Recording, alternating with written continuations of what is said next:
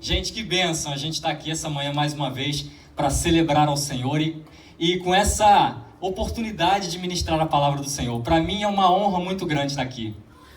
Vocês não sabem o quanto, para mim é uma alegria muito grande. Aí você deve estar se perguntando assim, pô, será que ele está nervoso? Não, cara, nervoso não tô não. Nervoso, quem me deixa nervoso é o Botafogo, pô. Ai. Mas eu tô diante da nossa igreja. E assim, e aquilo que Deus tem permitido a gente viver junto, não tem preço. A cada dia o Senhor, através da vida de vocês, tem abençoado a minha vida de uma forma poderosa. E por isso eu fico à vontade aqui. Por isso o meu coração se enche de alegria. Durante todo o ano de 2019, nós fomos poderosamente ministrados pelo Senhor, maciçamente ministrados pelo Senhor. Deus veio ao nosso encontro, purificando, curando e nos preparando para a sua grande obra. Deus nos ensinou que os critérios de uma relação com Ele não tem nada a ver com troca, mas tem a ver com base no amor. Ele afastou os nossos medos, as nossas angústias e nos ajudou a reconhecê-lo em todos os nossos caminhos. Temos de fato um Deus que jamais abandona a gente. Jamais abandona a gente. Eu e você, queridos, nesse lugar, somos a declaração da vitória do Senhor sobre a nossa vida. Nós somos respostas de oração de muita gente. E aí eu me pergunto, de fato nós já encontramos o nosso lugar? Você já se sente parte do que Deus está fazendo aqui? Há sentimento de pertencimento no seu coração a este lugar? A cada conquista nesse lugar você se sente vitorioso verdadeiramente? Como eu disse, eu e você somos fruto do sonho de muita gente. Eu quero ler o texto com vocês nessa manhã, que se encontra em Atos capítulo 20. Um texto maravilhoso da palavra do Senhor. Atos capítulo 20, nós leremos dos versículos 7 ao versículo 11, inicialmente, e depois mais alguns versos. E aí o tema que eu separei para a gente refletir essa manhã foi: encontrei o meu lugar. E aí a gente vai ter a oportunidade de refletir sobre que lugar é esse? Qual é o lugar que o Senhor preparou para mim? Aonde é que eu me encaixo? Aonde é que o Senhor me colocou? Atos capítulo 20, a partir do verso 7. Todos acharam? Quem achou, diga achei. Achei. Que bom. O texto também está projetado. Atos 20, verso 7 diz o seguinte: no primeiro dia da semana, estando nós reunidos com o fim de partir o pão, Paulo, que devia seguir viagem no dia imediato, ou seja, no dia seguinte, exortava-os e prolongou o discurso até a meia-noite. Havia muitas lâmpadas no cenáculo onde estavam reunidos. Um jovem chamado Eutico, que estava sentado numa janela, adormecendo profundamente durante o prolongado discurso de Paulo, vencido pelo sono, caiu do terceiro andar abaixo e foi levantado morto. Descendo, porém, Paulo inclinou-se sobre ele e, abraçando-o, disse: não vos perturbeis, que a vida está nele. Subindo de novo, partiu o pão e comeu, e ainda lhes falou largamente até o romper da alva, e assim partiu. Então conduziram vivo o rapaz e sentiram-se grandemente confortados. Texto maravilhoso da palavra do Senhor, e há consenso entre boa parte dos estudiosos que Atos é a segunda parte de um volume, de uma unidade de 2 volumes, Lucas e Atos, compondo assim uma unidade textual escrita pelo evangelista Lucas. Atos narra a história da igreja por meio da manifestação do Espírito Santo do Senhor. Em Atos, Lucas dá ênfase a discursos de Pedro, a discursos de Paulo, como esse que nós nos referimos no texto que lemos. Aqui, Paulo estava na sua 3ª viagem missionária e tinha consciência de que ele não voltaria mais à Ásia. E isso faz com que ele queira ao máximo aproveitar esse tempo, aproveitar essa oportunidade para ministrar aquelas pessoas que estavam ali, aquelas pessoas da igreja, para ministrar aos líderes daquele lugar, antes de partir para Jerusalém, com a possibilidade de ser preso. Então, o apóstolo Paulo estava com tudo isso na sua mente. Tem pouco tempo para mim.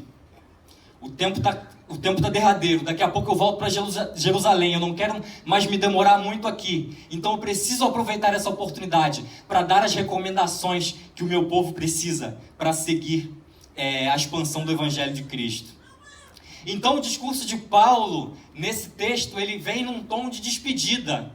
E geralmente quando a gente utiliza discursos de despedida, a gente tem muita preocupação e que se preocupa com as minúcias, com os detalhes daquilo que a gente está ministrando, que a gente está querendo falar. E o evangelista Lucas, médico, né, letrado, ele, de forma brilhante, ele escreve um texto poderoso, um texto rico de detalhes para ilustrar, né, essa passagem, né, e essa história que ele estava vivendo junto com o apóstolo Paulo, né, nesse texto. Então, o apóstolo Paulo, ele utiliza um discurso, né, que ele está falando para judeus, está falando para gregos, um discurso que tem a ver com arrependimento diante de Deus, tem a ver com a fé em Jesus Cristo, com a perseverança. Então ele sai de Filipos para Troade, na Macedônia, com um grupo de irmãos, né, que o acompanharam, e Paulo dificilmente andava sozinho numa viagem que ele fazia. E aí, você pensa, despedida do apóstolo Paulo, um homem consagrado diante da sua destreza com relação à palavra que ministrava, né? Então ele estava ali ministrando e narrando as suas experiências de suas viagens, testemunhando as bênçãos e também a sua rápida passagem, pois no outro dia ele seguiria para Mileto, né, ao qual chamaria os líderes de Éfeso para dar-lhes recomendações finais. A gente vai chegar lá. Então, que grande oportunidade ter o apóstolo Paulo ali. Você imagina para aquela igreja, você imagina para aquele povo recebendo o apóstolo Paulo.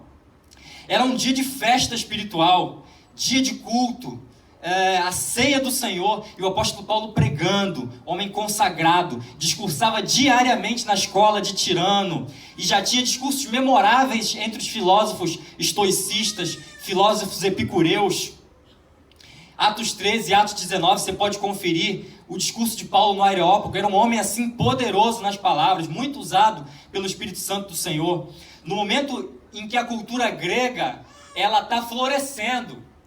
Então, ele tinha muito a dizer, e a conexão com o Evangelho de Jesus Cristo foi assim perfeita para aquele momento.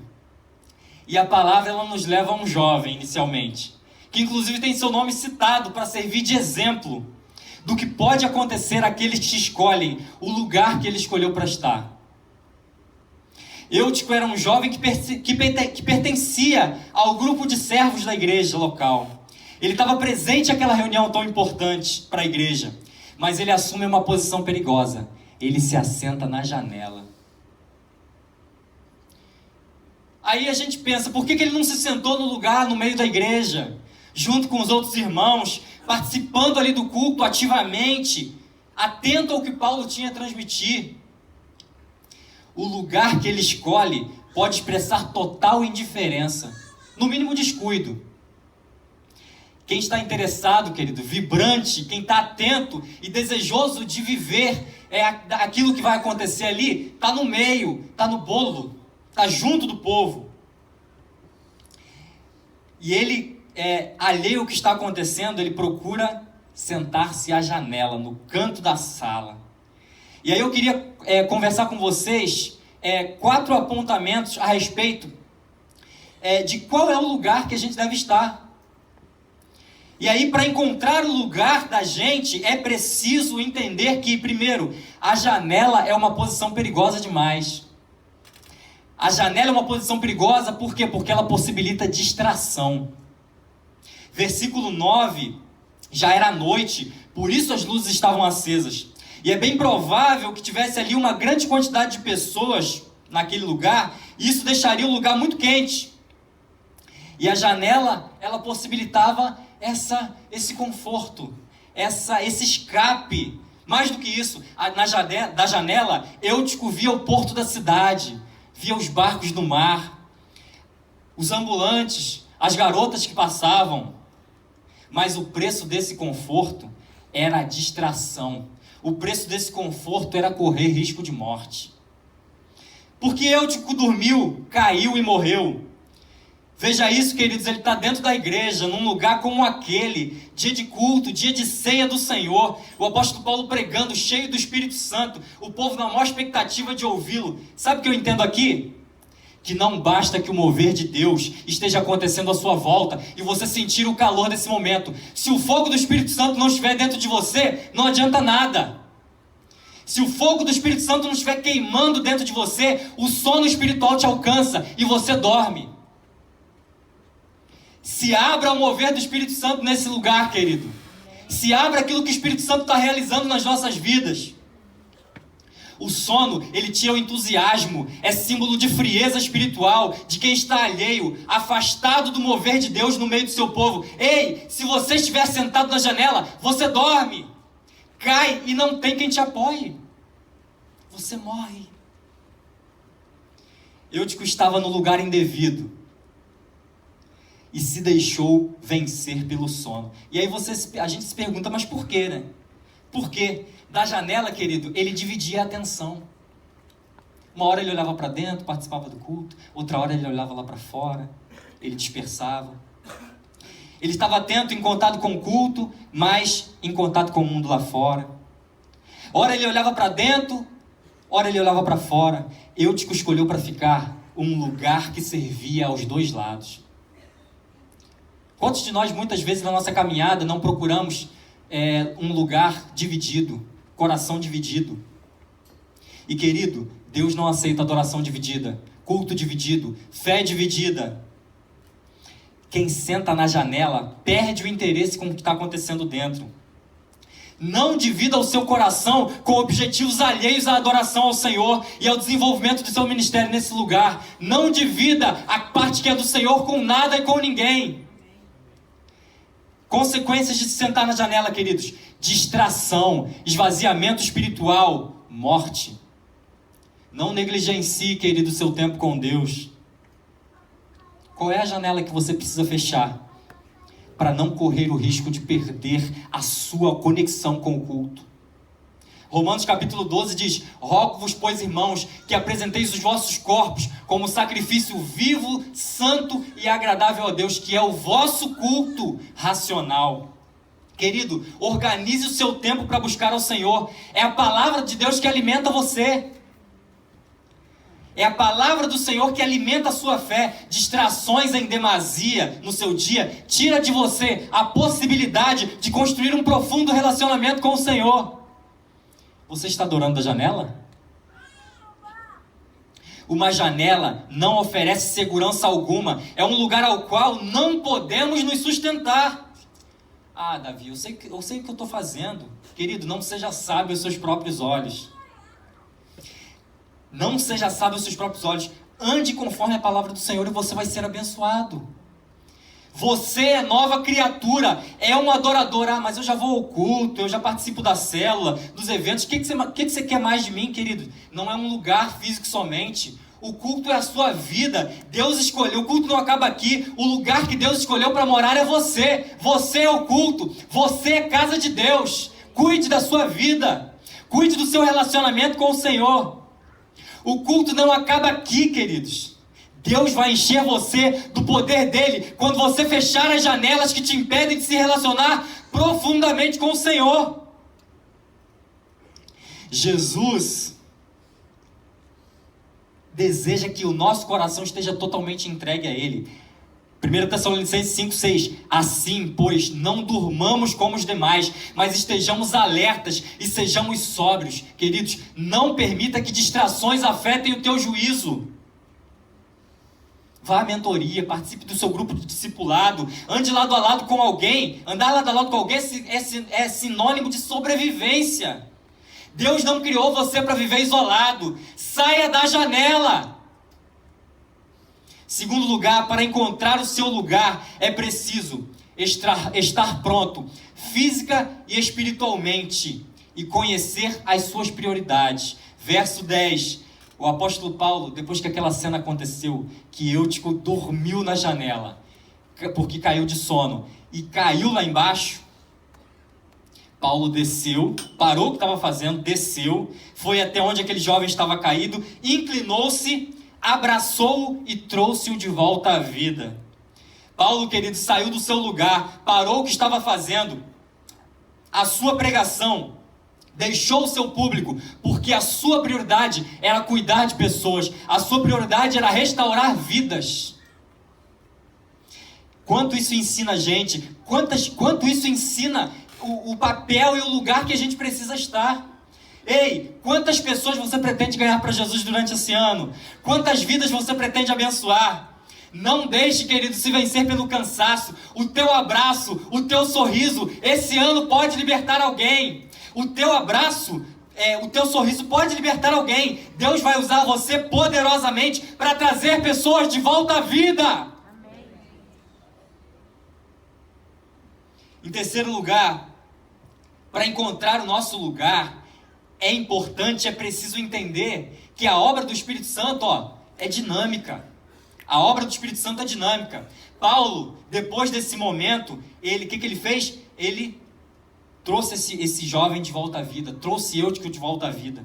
E ele subiu de volta ao cenáculo, partiu o pão, ministrou tudo que tinha que ser dito, até o amanhecer. E partiu depois para Mileto para dar continuidade à sua obra. Paulo não parou em nenhum momento, ele não abortou a missão, pois ele sabia que a semente da palavra de Deus é preciosa e precisava tapar as brechas daqueles que iriam expandir a obra de Cristo.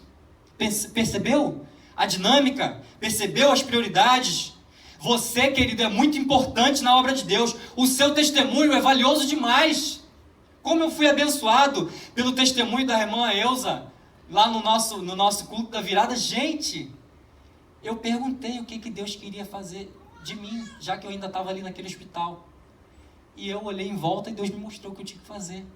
É isso, querido. Nós somos um ministério ambulante. Talvez você tenha chegado também, um outro caso, talvez você tenha chegado à igreja, você tenha chegado à célula há algum tempo. Mas você ainda está sentado na janela. Você ainda está no canto da sala. Estenda, querido, os teus braços. Abra as suas mãos para abençoar. Abra as suas mãos para abraçar e ser abraçado. Para cuidar e ser cuidado. O Senhor quer usar a sua vida com aquilo que você tem. Quando o Senhor me trouxe para a igreja Atitude, eu também vivi um processo de cura.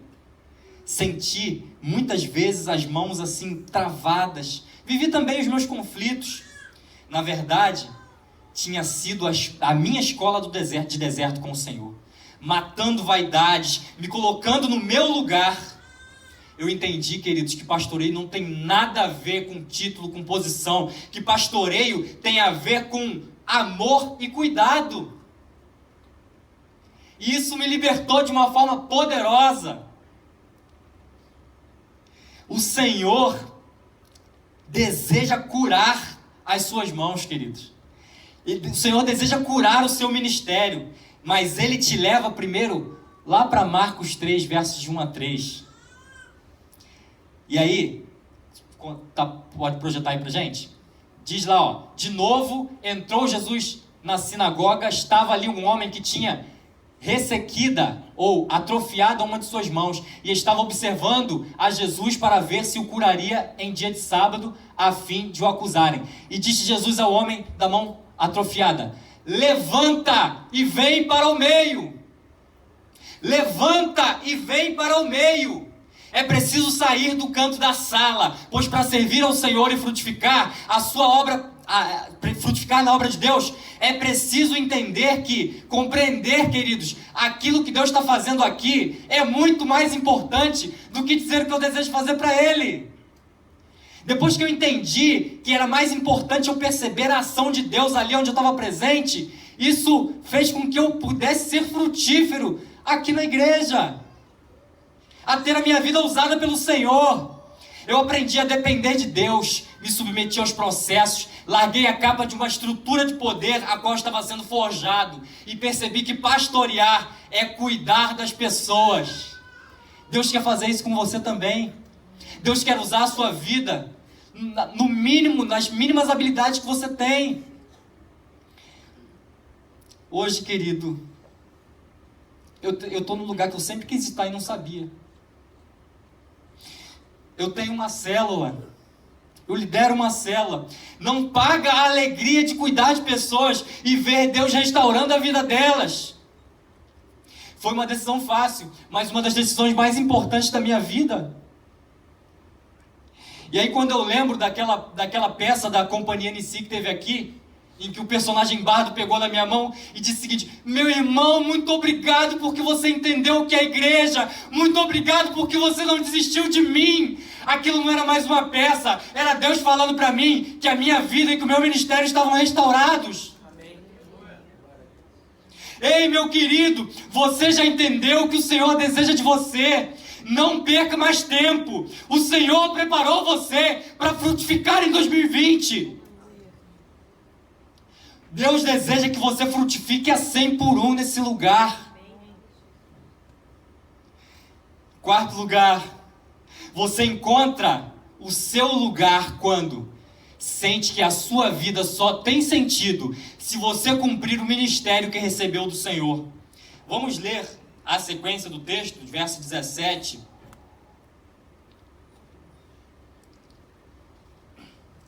Então, depois desse episódio que o apóstolo Paulo viveu, em que restaurou a vida desse jovem que caiu da janela, ele vai a pé mais ou menos uns 30 quilômetros, enquanto os outros que acompanhavam ele foram de navio. Sabe-se lá por que o apóstolo Paulo quis andar esse tempo todo. E aí eles tomaram um barco e foram para um lugar. Chegando em Mileto, verso 17, de Mileto, ele mandou a Éfeso chamar os presbíteros da igreja. E quando se encontraram com ele, disse-lhes: vós bem sabeis como foi que me conduzi entre vós em todo o tempo, desde o primeiro dia em que entrei na Ásia. Ou seja, o apóstolo Paulo, ele muda o discurso. Ele começa a falar aqui para pessoas que estavam cuidando de outras pessoas.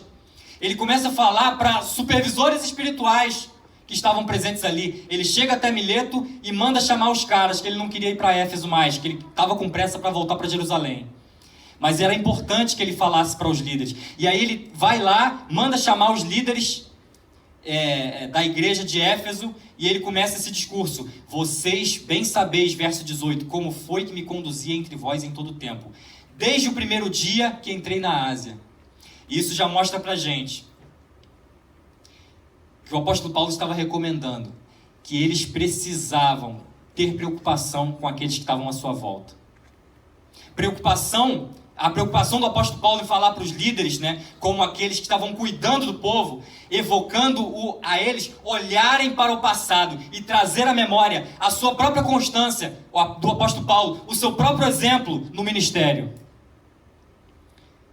Verso 19, servindo humildemente, ou seja, com lágrimas, com provações, e ele evoca a característica da humildade e o seu papel de servo. Lágrimas expressam preocupação pessoal com os convertidos. Cuide pessoalmente deles. Mentoreie-os.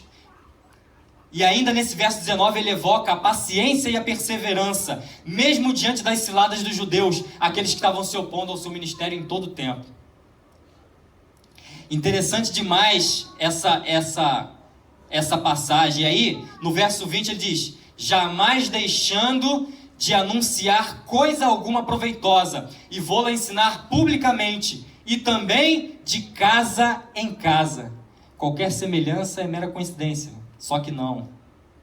O apóstolo Paulo estava recomendando que eles ficassem firmes e continuassem testemunhando, continuassem ministrando, por onde eles forem publicamente, e também de casa em casa. Verso 21, testificando tanto a judeus como a gregos o arrependimento para com Deus e a fé no Senhor Jesus Cristo. E agora, constrangido em meu espírito, vou para Jerusalém, não sabendo que ali o que me acontecerá.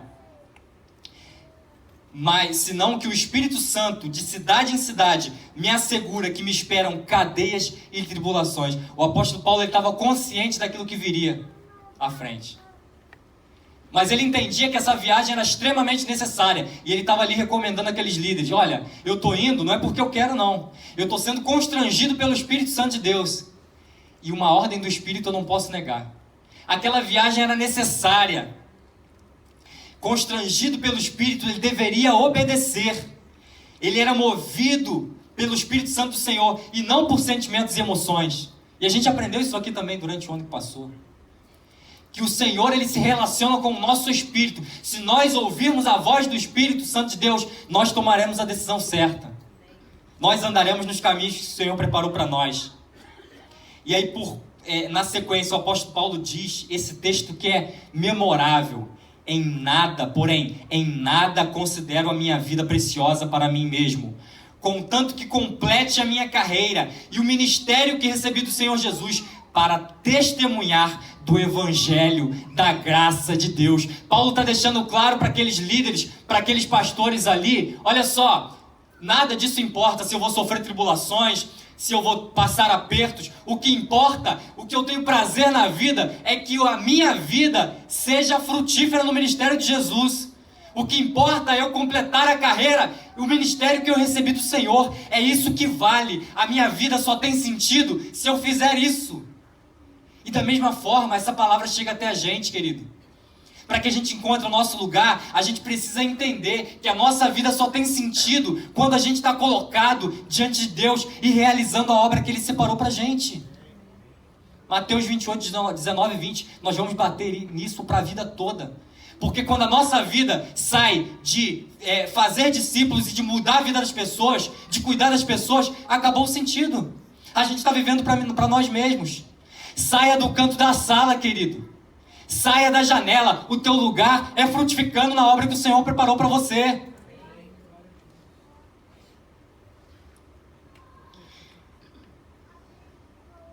E aí, no verso 28 ainda, ele diz para aqueles líderes: atendei por vós e por todo o rebanho, sobre o qual o Espírito Santo vos constituiu bispos, para pastoreardes a igreja de Deus, a qual Ele comprou com o seu próprio sangue. Esses termos, esses vocábulos que estão sendo usados aqui, nesse texto, especificamente para bispos, para pastores, é o mesmo termo utilizado para se referir àquelas pessoas que cuidam. Ele usa o termo bispos para se referir aos presbíteros que ele cita no início, mas ele está falando de pastoreio. Ele está falando de pessoas que têm... E aí eu lembro de um texto que diz, que foi inclusive o texto que eu me identifiquei na minha chamada ao ministério, que dizia o seguinte: é aquele que almeja o episcopado, excelente obra almeja. Excelente obra almeja. Episcopado, ele tem a ver com serviço. Ele tem a ver com trabalho. E o apóstolo Paulo está recomendando a esse povo que eles trabalhem, que eles gastem as suas vidas em benefício das pessoas, no cuidado com as pessoas, para proclamar o Evangelho publicamente e de casa em casa. Para ser frutífero, você precisa, querido, criar raízes e senso de propósito. E Deus vai usar a sua vida de forma poderosa. Por isso, é preciso firmar os passos e se entregar sem reservas àquilo que Deus está fazendo nesse lugar. Levante e vem para o meio. Talvez você tenha decidido dar uma virada na sua vida, mas ainda não conseguiu fazer isso. Você que decidiu dar uma virada na sua vida, vivendo de maneira que Deus preparou para que você vivesse, querido, tomando decisões acertadas e definitivas. Você que encontrou o seu lugar e deseja que o Senhor frutifique o seu ministério. Queridos, abram os seus ouvidos, abram os seus olhos àquilo que o Senhor está realizando aqui. Nós vamos orar nesse momento, nós vamos falar com o Senhor. Mas a gente não pode deixar de dizer que o Senhor nos preparou para uma grande obra. Mas nós não podemos permanecer sentados à janela. Eu quero convidar você, querido, que o Senhor tem ministrado durante todo esse tempo ao seu coração, que o Senhor tem te trazido para esse lugar, e o Senhor tem enchido o seu coração de alegria. Eu quero convidar você, que já está aliançado com o Senhor, mas que sente que você ainda está travado, que ainda está no canto da sala. Eu quero orar pela sua vida. Você que se sente vitorioso por cada coisa que acontece aqui na nossa igreja, porque você que já tem o sentimento de pertencimento, que já sente o fogo do Senhor tocando na sua vida, mas que você ainda sente que ainda falta alguma coisa, vem para cá, eu quero orar por você. Eu quero orar junto com você. Talvez, querido, o seu caso seja diferente. Talvez você se sente como aquele jovem, confuso, cansado, perdido, caído, ou até morto. Calma. Olha o que o apóstolo Paulo diz no verso 10. Não se atemorizem, a vida está nele. Não se atemorize, a vida está em você, querido. Não se atemorize, o Senhor te trouxe a esse lugar. O Senhor tem transformado a sua vida aqui. Ele não te trouxe a esse lugar à toa. Desperta, tu que dormes, levanta-te dentre os mortos, e Cristo te resplandecerá. Você está no lugar certo, onde Deus preparou você para estar. Se você cair, querido, você não está sozinho. Existem pessoas nesse lugar que vão cuidar de você. Entregue hoje a sua vida boa e ruim nas mãos do Senhor. Entregue hoje a sua vida, 100% da sua vida a Jesus, e Ele cuidará de você. Eu quero orar com você nesse momento, você que deseja entregar todo o seu caminho ao Senhor, entregar todo o seu caminho ao Senhor e confiar nele. Abra o seu coração e faça uma oração comigo. Deus bendito, Deus grandioso, Senhor, muito obrigado porque eu cheguei até aqui. Senhor, muito obrigado porque o Senhor me trouxe a esse lugar. Ó Deus, mas eu ainda sinto que a minha vida precisa de um passo a mais. Eu sinto que eu ainda não me entreguei de forma completa. Senhor, em nome de Jesus, nessa hora eu abro o meu coração para Ti, sem reservas. Eu coloco diante do Senhor e eu te peço, Deus, realiza a Sua obra na minha vida. Faz de mim uma pessoa nova, faz de mim uma pessoa diferente, uma pessoa que se alegra com o Teu reino, uma pessoa que se alegra com as Tuas coisas. Em nome de Jesus, eu quero ter a minha vida transformada pelo Senhor. Amém e amém, Jesus. Queridos, eu queria conhecer as pessoas que fizeram essa oração comigo. Eu queria conhecer as pessoas que oraram comigo dessa forma, essas pessoas que conheceram ao Senhor, as pessoas que decidiram seguir ao Senhor nessa noite, nessa manhã. Você que fez essa oração comigo pela primeira vez, levante a sua mão e abaixe rapidamente para que eu possa conhecê-lo. Deus te abençoe. Queridos, talvez você esteja afastado dos caminhos do Senhor. Talvez você já tenha até seguido, tenha andado nas células, até você tem participado daquilo que o Senhor tem realizado, mas você ainda está sentado no canto da sala, querido. Levanta-se e vem para o meio. Mas alguém gostaria de se reconciliar com o Senhor nessa manhã? Alguém gostaria de aceitar a Cristo como seu Senhor e Salvador? Levante a sua mão para que eu possa conhecê-lo. Amém. Amém. Deus abençoe a sua vida. Glória a Deus. Queridos, hoje o Senhor traz você de volta à vida. E Ele diz o seguinte: eu sou a ressurreição e a vida. Quem crê em mim, ainda que esteja morto, viverá. A palavra do Senhor, ela nunca morre. E nós, uma vez alimentados por ela, nós também não morreremos, queridos. Nós também não morreremos. O Senhor tem cuidado das nossas vidas de forma poderosa. Querido, não permita que o diabo roube de você aquilo que o Senhor tem realizado. Não permita. Eu não tenho dúvida de que, assim como o Eric orou no início, de que a sua vida vai ser poderosa nas mãos do Senhor durante esse ano.